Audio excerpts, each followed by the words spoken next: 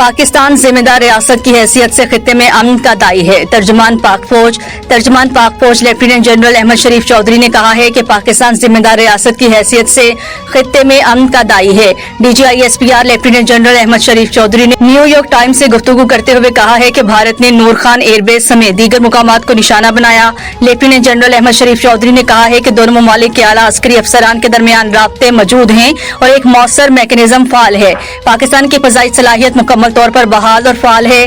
DGISPR ने कहा है कि पाकिस्तान ने अपने जानी और माली नुकसानात के बारे में शफाफियत दिखाई है, मगर क्या भारत भी इतनी दयानतदारी का मुजाहिरा कर रहा है? इस मौका पर न्यूयॉर्क टाइम्स की जानिब से कहा गया है कि भारत की जानिब से 7 मई को यकतरफा मिसाइल हमले के बाद पाकिस्तान ने तहम्मुल का मुजाहिरा करते हुए अपने दिफा तक महदूद कार्रवाइयां की।